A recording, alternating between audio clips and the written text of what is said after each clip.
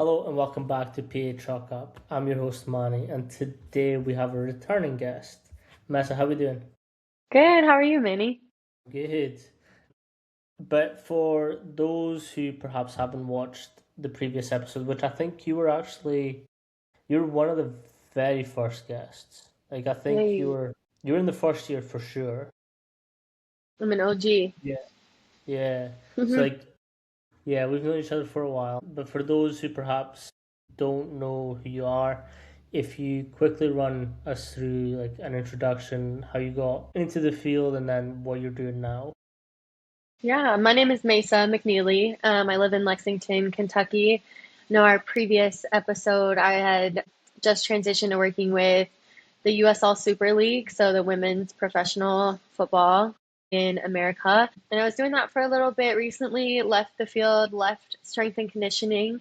And now I manage a studio, it's a hybrid Pilates studio called Body Rock here in Lexington. Which it seems like a huge transition, but I honestly take a lot of what I've learned in coaching, and it's become super useful in what I do now. So that's where I'm at now. Do you know what I really like? You never called it soccer. I learned from last time. Hey, I was ready to go. But no, so yes, you were in Lexington when we first met, and Mhm. then you kind of transitioned. Do you mind going through a little bit of that transition, how it was like going from like elite sport to more like, okay, let me see, just go back to basics and see how the body moves, and take part of this Pilates hybrid where it's like strength and conditioning, but a little bit more for general population and in a different sort of avenue and environment, if that's a fair way to speak about it. Here's a quick word from our sponsor, TeamBuilder.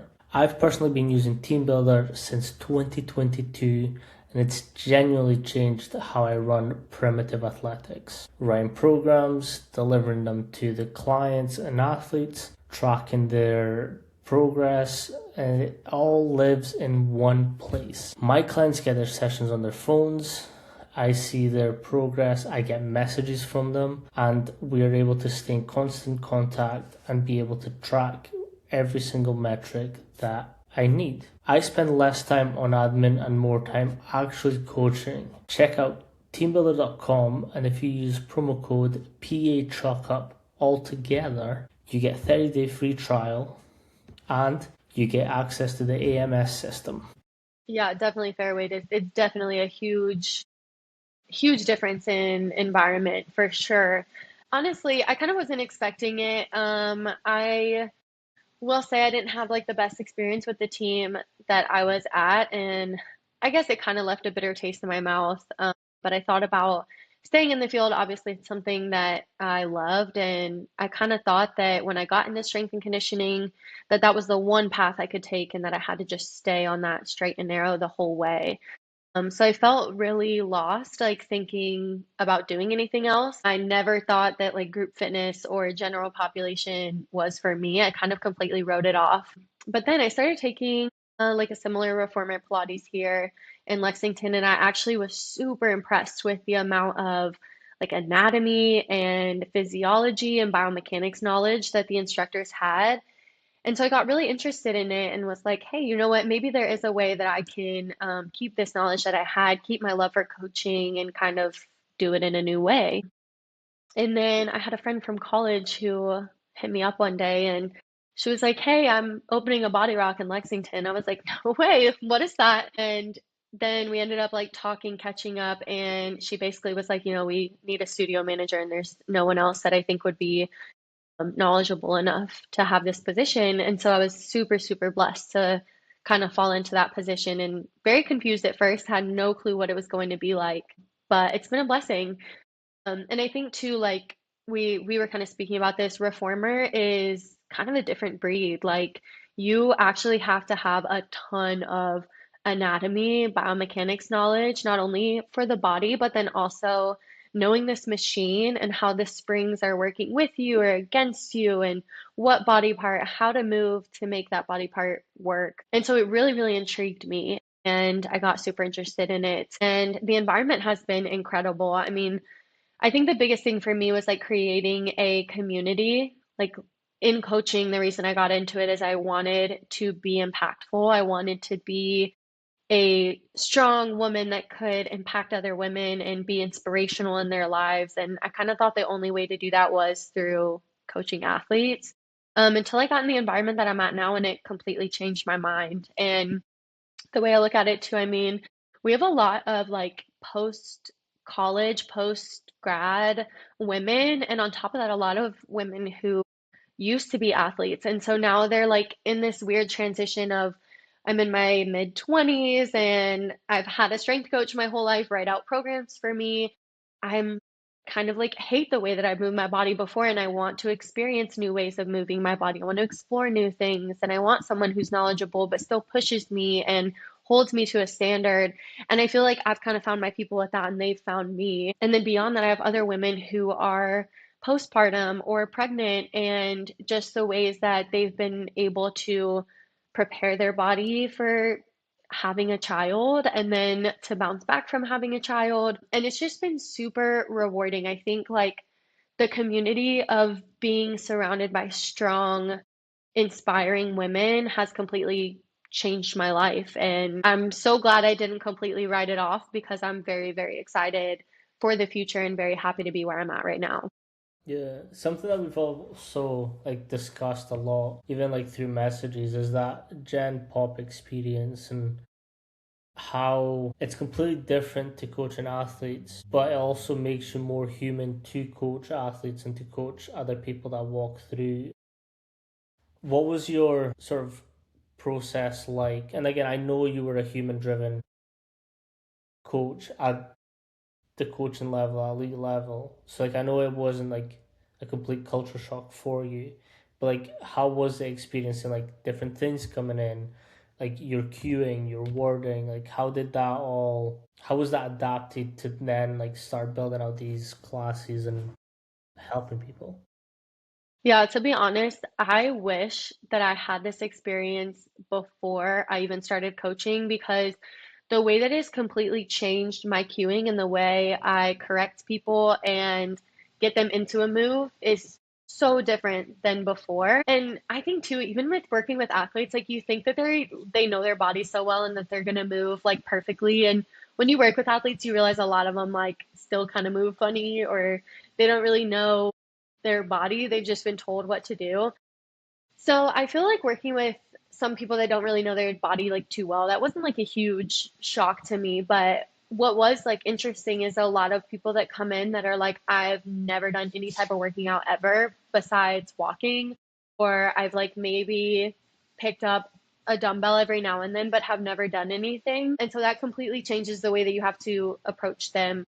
And, you know, when you have loud music, you have a mic on, you have 16 people in class, you have 45 minutes, and each move you have maybe 1 to 2 minutes to basically get everything out that you have to say and correct every single person. Like, you get very, very specific in how you articulate a cue. And one of my biggest things is like, you know, as an instructor, maybe first time you do it and you're like telling people stuff and they're not getting it and you're like, oh, what why aren't they getting it? Like I said left foot, why are they not getting left foot?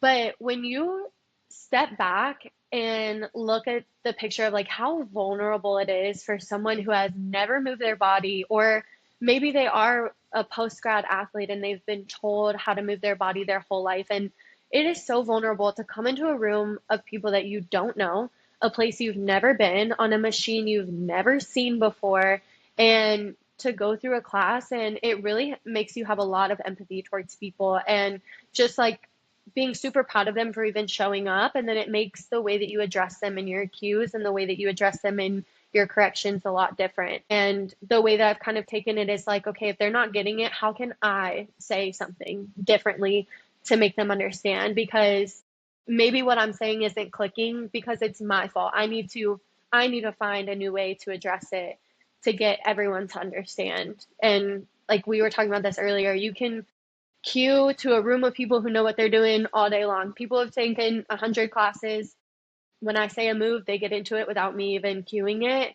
But can you cue to people who have never done it before? That is a true test of how you are as an instructor. Same with coaching. 100%. It's kind of like when you're teaching a kid how to RDL. Like we know how to RDL, That but is exactly what it's like. like when you get a kid who doesn't know where their limbs are in space and time, it's difficult. It is so different. That's the like proprioception is like the biggest part. And then not only that, you're on this like weird contraption machine. So it's even more confusing. So it's like, it's difficult, but I think it's made me a better instructor for sure. So the thing, again, I've never been on one of those machines, and I kind of feel like I would be turned into a pretzel. But like the good thing that I kind of see from it and like the benefits of it is like yes, you can work the main muscles, but you're spending a lot of time in the transitions. The transitions are like your bodily control, your stabilizer muscles, your mitigation work where you're in awkward positions but you're having to hold strength. Hmm. So like how was that side of like figuring out okay actually we can't just like switch from position to position. We actually have to like control our way through and like really prep the body to do this work. Today's episode is sponsored by Eccentric. You all know I'm a big fan of keeping training simple and effective, and flywheel training fits that perfectly. Now, I've been using Eccentric K Box since 2021, and it's one piece of equipment, endless exercises, and resistance that adjusts to you automatically. However much effort you put in is what you get out. No guessing the weight, no loading plates, just move. And the flywheel matches your effort perfectly. Check out the K box or the K pulley at the link in the description. Yeah, I mean, thankfully I started taking some classes before I became an instructor, so I started learning my body in a new way. Like the core engagement that I had that I never really had before when I was lifting, like it's now changed the way that I lift because I kind of have a better idea of what my core, what my pelvic floor is doing. So yeah, it's very different, especially in the way that you like cue it and you coach it of trying to get people to understand where their body's at and how to move from one to the other and how to like time under tension is the big thing for us. So how to slow down and what it feels like when you have the spring working against you and with you, and then you have this gap in between the carriage and the platform where your body can't just fall into it. You have to lift your muscles out of it. And again, I think that just comes with like finding new ways to cue things. Like I've become a lot more very specific about my deepening cues and like where their eye gaze is, what their back should look like, what their hands are doing. And one thing I talk about is like pressing the platform away. Almost like in yoga, you have to find like some metaphors or like things where they're not actually doing it. But for obliques, I'll say like squeeze the juice of an orange in between your hip and your rib. And that makes people like understand like that's what that's supposed to feel like. Or finding just those ways to help them understand their body because it is weird. It's a very different type of machine and a different type of movement. I think that's a great point. And it's one that we don't often talk about in lifts in general. And it's like, oh, just squat. Yeah, but Hmm. like, how?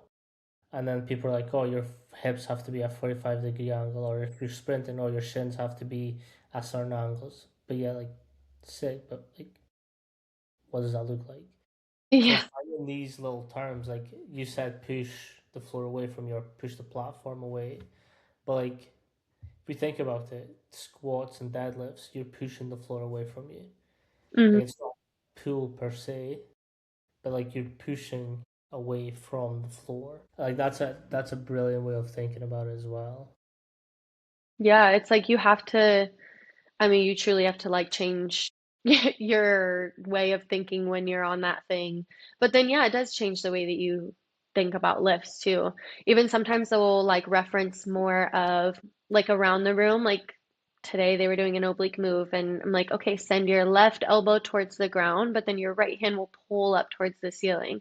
So then Mm. you'll watch them on the machine, and they'll feel their body being pulled in opposite directions, therefore bringing more of that mind muscle connection to the oblique and where the movement is actually happening. Yeah, it's driving that intent to better the movement. Yes. And I think that's like the biggest thing when people come to my classes is I don't want you to just do the move. I want you to get the most out of it for the minute and a half that we have. And people a lot of times say that my class is harder, even though like on paper I don't like add many holds or variations, but I am so specific on body positioning with them and I really hammer it into them. And so people will be like, "Ah, you're so much harder." But it's like I want you to get the most out of it. I want you to feel what it's supposed to feel like, what your body is doing. And you'll see people over time too that maybe came in and they knew nothing about their body. They're so in tune with their body now, and you'll see them adjusting their body on their own without me even telling them or correcting them because over time they've start to learn where their body is in space, where their body is on that machine, how to move their body. Like it's so cool to see. So I I have a it's not really a theory, it's something that I do, but it's kind of what you're tapping into, and it's like you're not seeing like athlete general population, you're seeing humans. Mm, And it's kind of that thing where like you will treat an elite athlete the same as you will a general population woman who's like 70 years old, right? Like they just yeah. move differently. Like that's the only thing that happens. Like they're the Yeah. same body parts, but what really changes is like the proficiency of the movement that they can do. So it's like, okay, I'm still going to get you to make that intentional movement, even if it's a simplified version of that movement, but you're still doing it to the max intent that you can. Yeah, absolutely agree. That's like I mean, we literally have women who are in their 60s and 70s that are so consistent in come. And then we've also had pro athletes in this space. And I mean, to see them on a machine right next to each other is so cool. And you'll see sometimes the 6-year-old women out working the pro athlete men, which is awesome because they spend so much time in the room that they've like learned their body. But like you're saying, I mean, I'm always big on finding new ways to modify stuff for like every experience level, but also like if you have an injury or a limitation or something of this sort where you are still getting the most out of that move, even if you're on your knees instead of your toes. And yeah, adjusting it for the athlete and for the older woman, but they're both getting the most out of it that they need to. Yeah. With session building and like the different ways that you can explore the machine and body, how are you exploring the movements and creating these session plans for like different targeted classes? Yeah, so we are actually a franchise. So we have corporate that makes all of the routines. So the routines basically get sent to us every month, and then we just follow the routine. And on that, we can add in our own variations of some sort. So that is one thing, like I've taught almost 400 classes now, and I like that the routine is given, and I'm glad that I started out with that. But I am always looking for, like, okay, what would I look like if I made my own class one day?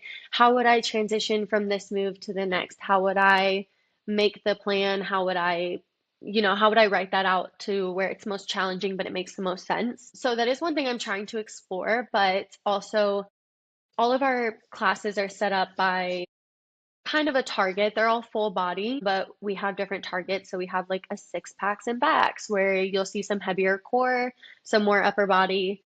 We have a buns and guns, so you'll see a little more glute work and some upper body work. And we have a cardio sculpt, so you'll see faster pace, some more circuits, that kind of thing.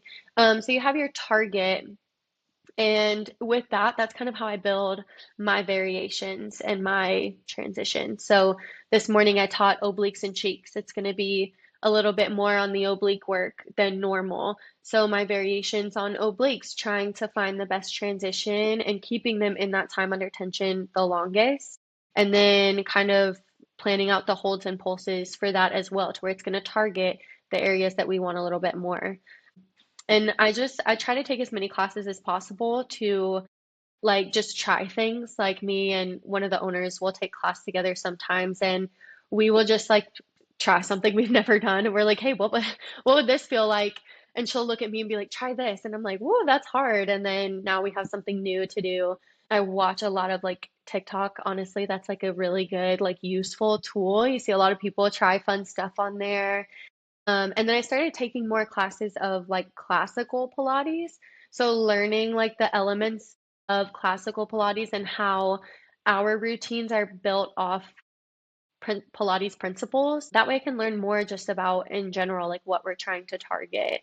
And that's taught me a lot too, taught me a lot of different variations that I can use. So I kind of hope to just keep learning. I mean, one day I'd love to do like a full 500-hour Pilates course and like truly learn all the principles of it and all the different types of machines because there's so much to it. But I feel like I've barely tapped into the surface of it all.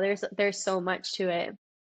I think that's what's great about having both sides of the industry. And it's like you kind of look at movement differently. You're not looking at like, okay, sport is a lot of linear progressions, right? So you're, unless something happens for them to get injured, you're kind of like, okay, let's build Hmm. and let's protect. But like when you're coming across different people every single day that might have different snags and niggles, like, okay, like how can I adjust this movement for them to be able to, like, for example, pick up their grandson? Like I think Yes. that's what's awesome. It's like how can we work through different types of movements to target exactly where they're inefficient, if that makes sense. Yeah, absolutely. That's one thing too, where like we'll tell our new instructors when you kind of like read your room and see who's in your class. Like my first class today, I had a lot of my regulars that have been coming from the beginning. So I'm like, oh yeah, I'm gonna push them harder because I know that they want it and they love it and that they can handle it. So I push them a little bit more, make it a little harder, add in some extra variations. And in my next class, I had some like newer people. So I'm not gonna push that hard. But I'll go up to a couple people that I know that I have, and I'll personally push them a little bit more. And that's one thing too, where I think that like that personal part of it comes into it. Like I have conversations with them before and after class, and built such a community that a lot of them will reach out to me on Instagram with questions, or they will stay after class and just chat to me and kind of get to know more about what their goals are and what they're wanting to achieve and what some people have like a bad hip, so obliques is hard for them, or some people have lower back issues or shoulder issues that I'm like, okay, let me show you a way like outside of class. Let me show you this. Maybe you can try this next time in class and see if that helps. And that way, like have that talk with them where maybe if I can't get to them in that 2 minutes of the move that they're doing, I teach them after class. And then they can adjust for their own bodies and their own needs, and then you'll watch them in class, they'll take that adjustment and they'll look at me and I'm like, yeah, and they're like, yeah, and I'm like, okay, so now we've personalized it for the people that are in here just by like getting to know everyone, getting to know what they need, what their background is, what their goals are, all that kind of thing. What was something that was surprising to you going from sport to a more general population? It's a great So question. I honestly think I am was surprised at how many people genuinely want to invest and work hard and better themselves. And I think that I will be completely honest when I say that maybe I was being closed minded in the beginning to think that only athletes have like that drive and that want invest in themselves. And I couldn't be farther from the truth. Like the amount of people that I talk to that invest so much time and money and discipline into wanting to better themselves, and it's kind of like a whole package, like it's this, and then they're also asking me like, hey, you have the background in sport, like what else should I be doing on top of this? And I'm like, you should still lift. I love lifting.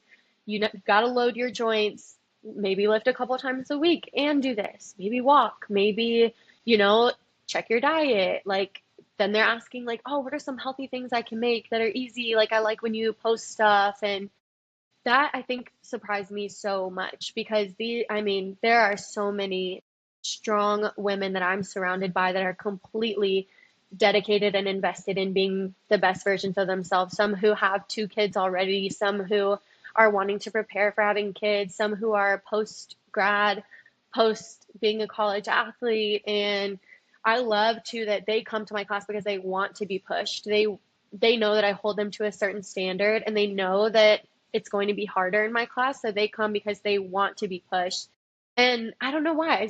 I think that surprised me. I thought that, once you're done being an athlete, you don't really like you just like move your body just to move your body, but it's so much more than that. Mm.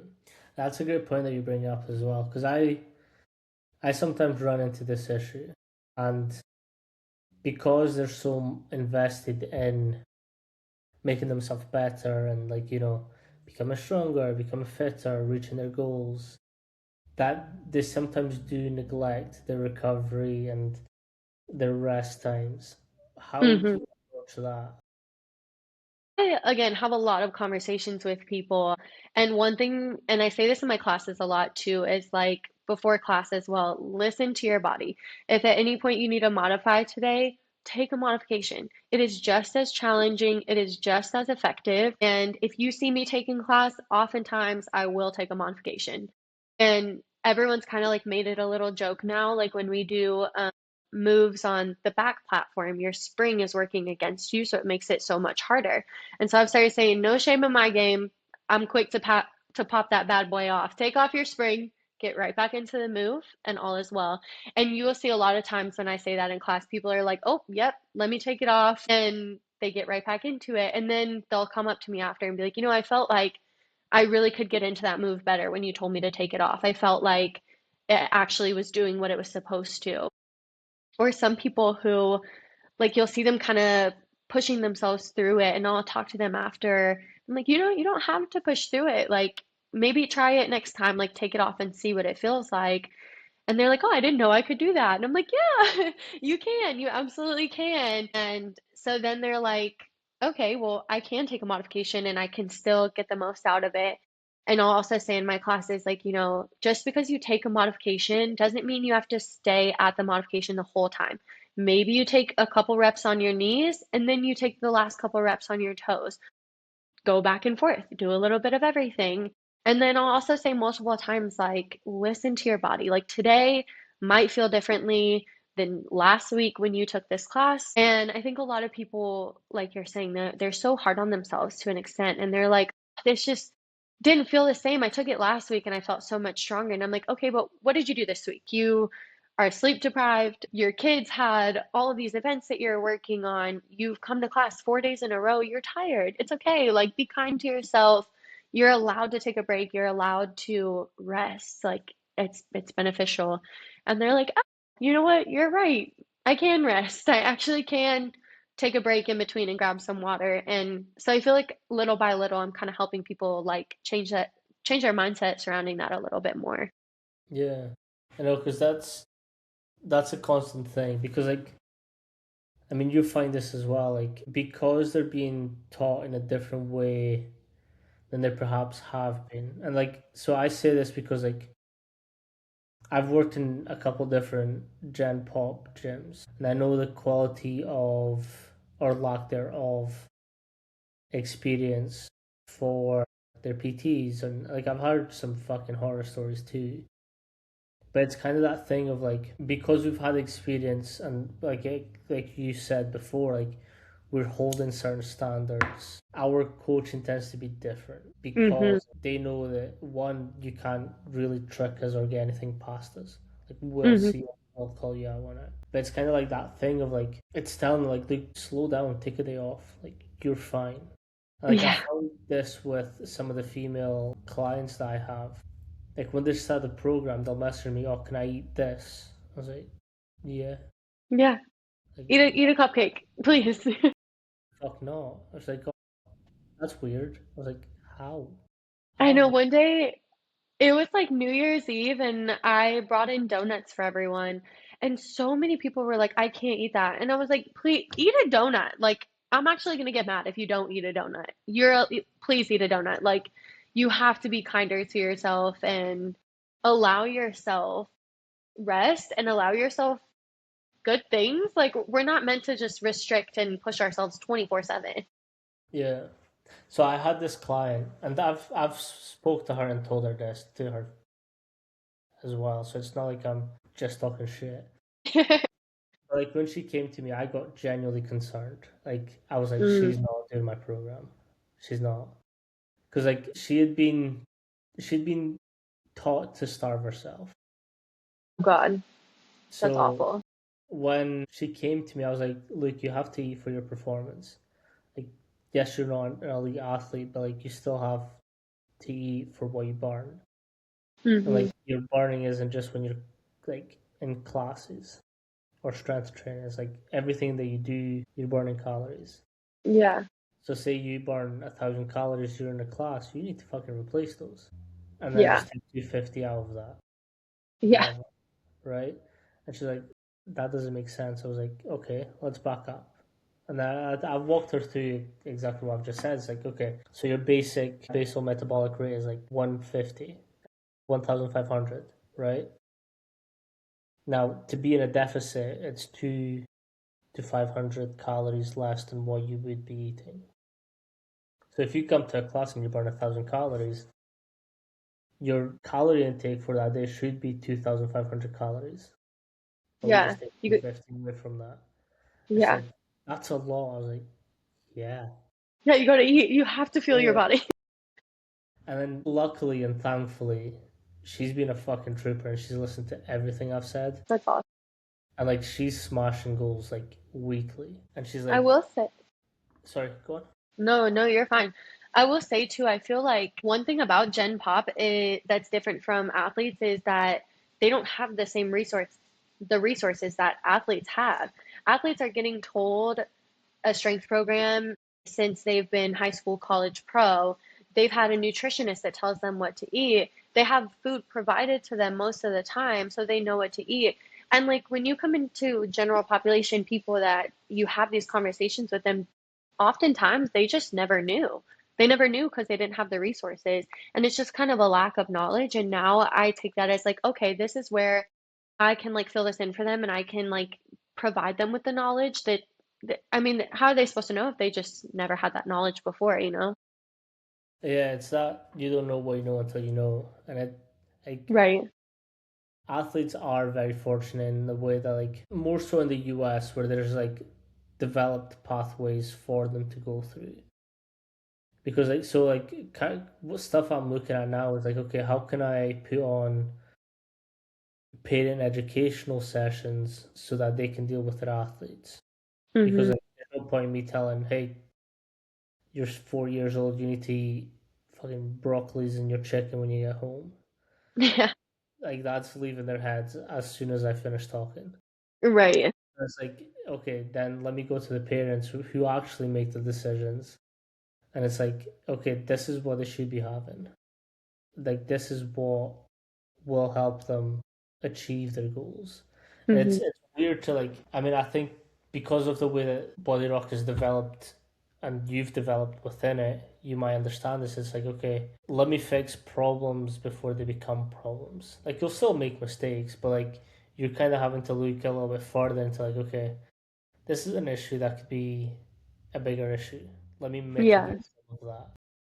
Agreed. It is weird too because we opened in October, but I was hired on in August. So I mean, I watched the whole place get built up, got the framing put in, and we literally started it from scratch. So the first class that was ever taught, I taught it. I swear I didn't know what I was doing when I taught my first class ever.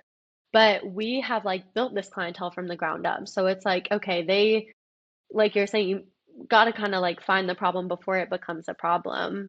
And they've been with us since the beginning, and so now we can kind of like turn those people that started with us that come to us about those issues that now we can like help do that going forward because a lot of people that come to us have like never done reformer ever. And so we are the first experience that they have and we can kind of like mold that and shift that into what we like to get out of it, you know what I mean? Mm. So I've got a little bit of a different question for you. Mhm. So I know you're very big into your sports science. How has that transferred over? Or has it? Or has it not? Yeah, in a way, I feel like load management is a big part of that because I think that was like the biggest thing of what I was doing with sports science. And again, that kind of just comes more with like conversations, especially when you have like women who are on like unlimited packages that this might be the only thing that they're doing Monday through Friday, and they come 5, 6 days a week. But again, just trying to have conversations with them like about load management, where a lot of them probably don't have that knowledge. And then now I'm able to provide them like with hey, this was my experience and this is what I learned with working with athletes. And majority of the time, your body might feel okay, but your nervous system needs rest. Like you have so much going on in your life, rest. It's okay. Or maybe strategically plan out your rest so that you can strategically plan out your classes. But really, I think like load management has been like the biggest thing that I've taken into like this side of it and helping like educate people on that. How do you adapt it and tell it to them in real time as opposed to like in a spreadsheet where it's like what we seem as sports science? Yeah, I kind of look like, well, for example, like we had a couple of people who were like doing a lot of classes. Like they would take a couple a day. And I was just kind of like, hey, I love that you're coming here. I love that you love it here, but I do care about you and I do care about your health. And we have a lot of, it's kind of funny, we have a lot of like younger girls too that are like 17, like in high school, who are also like doing cheer and stuff on the side. And again, I'm like, I love that you love it here, but I am, and you're 17, you're pretty like, you're you're pretty fit right now, and your body might not be telling you that you're tired, but your nervous system has got to rest. Like you are worrying about college stress, you have cheer practice, you have your boyfriend or friend issues, and then on top of that, you're coming here, which is great, but your body can't really differentiate between that like nervous system stress being good or bad. And they're like, "Oh my gosh, I like never even thought of it that way." And I'm like, sometimes your nervous system just needs a rest, you know? You have to let it rest. And that's kind of the best way that I can put it to people without like showing the data on a spreadsheet, but evaluating their data without knowing anything about their lives. I can probably tell you that you're going through some type of stress, some financial stress, some personal stress. Maybe you have kids, maybe the house isn't clean, maybe you're worried about your in-laws coming into town. And then on top of that, you're just coming and working yourself to death. And then they're like, wait, that's actually so true. I'm like, yeah, maybe strategically like plan the stress out in a way, you know? Yeah. Plan your rest out. No, I think that's what's great about kind of having both experiences as well. It's like you know what happens when you just keep pushing. Yeah, And like that exactly. that's also coming from like another thing that we were talking about earlier. It's like as coaches we just like go go go go go all the time. Like we don't Hmm. actually spend that time like okay, actually let me chill for a little bit so I can Yeah. actually attack it. And it like I think that's again not to get myself in trouble, but like I do think that a lot of this industry is built on like how can we outcompete each other and not like Absolutely. and again I'm for sure guilty of this. Like Yeah. if we're working together, I'm going to try and be better. Like that's I'm competitive, but like Hmm. we also kind of have to know like okay, let's help each other a little bit more.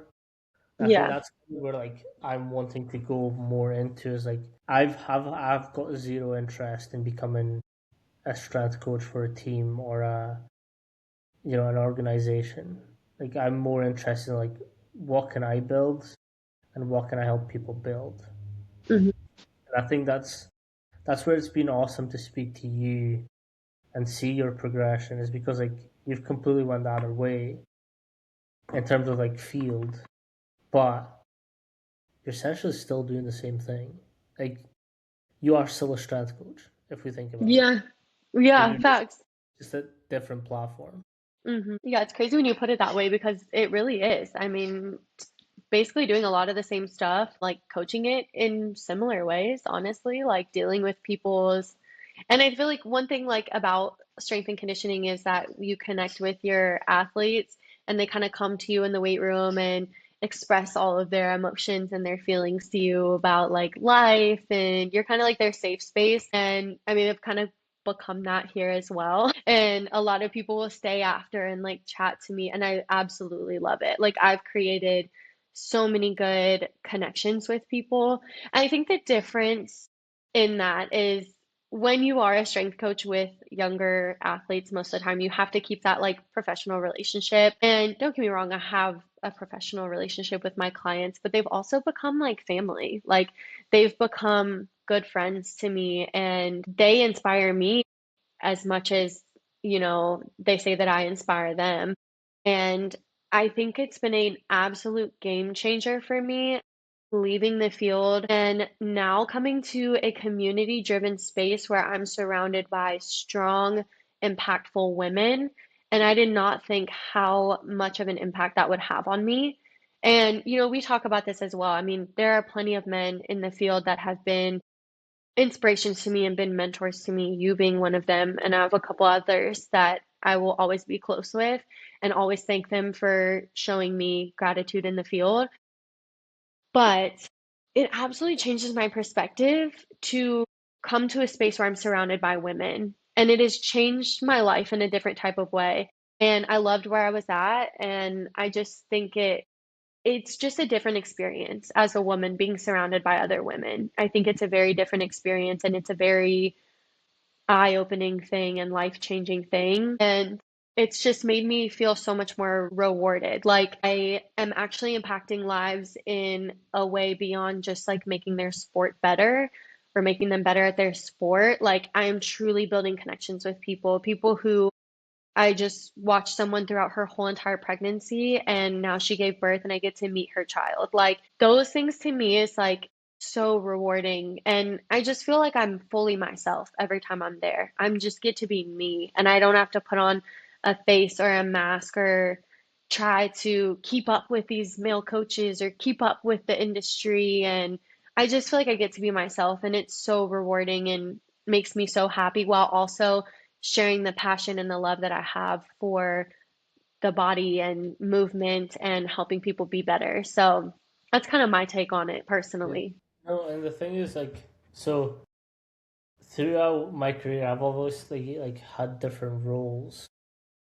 And like one thing is like women do tend to be a lot more receptive to being coached, which Hmm. is awesome because like a lot of the stuff that's out there for women is destructive in the sense of like you should be like I've this is a legitimate true story. Two female clients came up and they were like, I'm on 1,000 calories a day. I'm like, what the fuck, why? Yeah, why? Why would you do that? But That's like just concerning. at the same time, it's like you also have to like acknowledge what a woman's body does. And like I for one will say like fuck that. Like Yeah. for it to like shed its lining once a month, that's fucking insane. Like Yeah. your body is literally trying to fucking destroy itself. Like Yeah. actively, monthly. But then you add childbirth onto that, and it's kind of like, whoa. And like you get no fucking help afterwards, like at all. Like there's no rehab, there's no physio, there's nothing. You're just like, go home, you're cool. But it's like, okay, like, but their core is overextended now. Like their core is split, like legitimately split. Yeah. And then when we start talking about like C sections or like your abdominal muscles have been like cut, like Yeah. legitimately cut. Like and no rehab, no physio, nothing. Just get Just on like with it. cool. Yeah, You're just like, like work out whenever, like 6 weeks, whatever, work out again. Like what does that mean? What does that mean? but then like you see women actively chasing to get better. Like that is fucking sick. Like I've got 3 clients who've had different types of pregnancies and different like I've got one client who had her coccyx dislocated Oh my God. through childbirth. And I'm like, fuck. That's Like how do I deal insane. with that? And it's like it's kinda like that thing where like she shows up every fucking time and she just gets on with it. Yeah, women are incredible. Like it's Incredible. fucking insane. I would like I'm sick.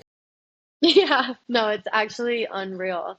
The amount of women, like I had never really dealt with any clients that were postpartum, but a lot of our women that started coming to us were postpartum, and they were like, "My core is gone. I don't have any core, so this is going to be a bad class." And I'm like, "No, it's okay. Like, try your best, take modifications, take what you need." And then over time, watching them completely build it back up again is incredible. Like, it's amazing what women's bodies can do. So I'll show you this. I posted it a couple of days ago, but this is one of my clients. Mm, Can you see that? yeah, I think I But saw that she, on your Instagram. yeah, so she was petrified, and I'm talking like scared to lift weights overhead. Like No she way. had a bad experience with another coach, and she was just like petrified of lifting, like fucking petrified. But she was like, I know Manny knows his shit, so like she came to me and like we started working. We've been working for like since October, maybe. Mm, that's Like awesome. that's 12 kilograms, and she's just fucking loving it. And That's it's like awesome. she's like she's gotten overwhelmed in some of her sessions, being like, I never thought I could do this. Yeah. That's and I think this is why I like Gen Pop, because it's like if you get an athlete to a better contract, sick, like unreal. But like if you can help someone that's like completely give up on themselves to not only do it but do it better than they thought they could and more than they thought they could, like that's nice. Yeah, that is the biggest reward, I swear. It's so, I mean, that's like the reason we do it. 1000%. What's something that's currently like firing you up to do and push for more? Honestly, I think the like goal that I have one day of being such an experienced instructor that I'm able to open my own studio and be able to, like right now I manage people. So on top of being an instructor, I manage the studio and I basically manage the day to day. I manage all the girls that we hire, the girls that we have, and I truly love doing that. I love being a leader. I love being a teacher. I love managing people. And so just the thought of like one day being able to have something that's mine, like something that I get to curate from the ground up, from the framing up down to the paint color, like that's what I am like super excited about. But I know that that's like a little while down the road. And so what really gets me excited is just kind of becoming a robust instructor. Like learning every single avenue and every angle that I can to become better. And I think that's where that like drive comes in from strength and conditioning, where you're always wanting to research and read and learn and get a new certification and talk to other people and connect. And I've kind of taken that into what I'm doing with how trendy Pilates has become. There's so many different types right now. And I love going to a new place and a new instructor and connecting with them and chatting with them, learning new cues from them, learning new variations.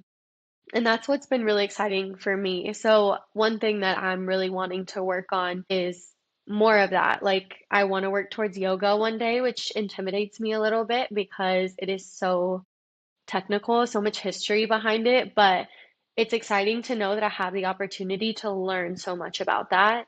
And like I said, one day I would love to work towards a like comprehensive classical Pilates certification, just to have the knowledge of all of it and just becoming like even better at what I'm doing now. I love it and I think I've been doing a great job, but I'm super eager to keep learning more and becoming better for myself, and in turn, reaching more people and a bigger community of people to help impact more people's lives as well. Mm. Is it as I mean, the US is better at this than the rest of the world, but if you pop into someone else's studio, are they as welcoming and like able to like help you out as much as like some S&C coaches? It's definitely not the same. A lot of times I'll just kind of like observe, like I'll sign up for a class somewhere else and observe from the perspective of a client rather than from an instructor. And then sometimes I'll like get into conversation about it, but I honestly though, I will say I haven't like done too much outreach like I would do with S&C, to where it was like you find a coach, you reach out to them, you try to connect with them and learn from them. And I haven't done that as much with Pilates. I think too where it's kind of like it's a membership based thing where you're almost competing with like the other studios in the area because you don't want to share clients or share ideas.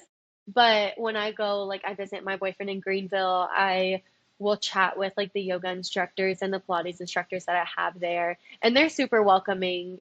It usually it's not really like the extent of a conversation that I would have in S&C, to where you're trying to like bounce ideas off each other. Um, but maybe I just haven't really tapped into that enough. So that might be my goal, to try and like reach out to some more people and kind of like learn their background and their information and like hop on some calls the same way I would do in S&C. Yeah. Yeah, that kind of makes sense. Yeah. What's some advice that you would have for women in S&C or Pilates or in any type of health and fitness that you've had to learn maybe the hard way? Whew, I have a lot of advice. Honestly, I think like number one is stay true to yourself. I will say throughout this whole entire experience, regardless of where I've been, I have been 1,000% true to myself, and I will always be grateful for that.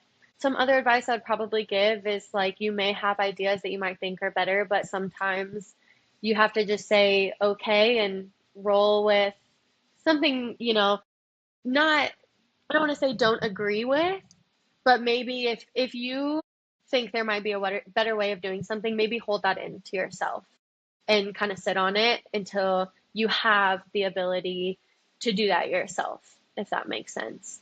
I think in a way, like in my experience with S&C, you deal with head coaches who sometimes you may go to them about something and they just kind of disregard you. And one thing I've learned is, instead of trying to push back, sometimes you just got to say okay and like maybe hold that idea close to you and save it for a rainy day.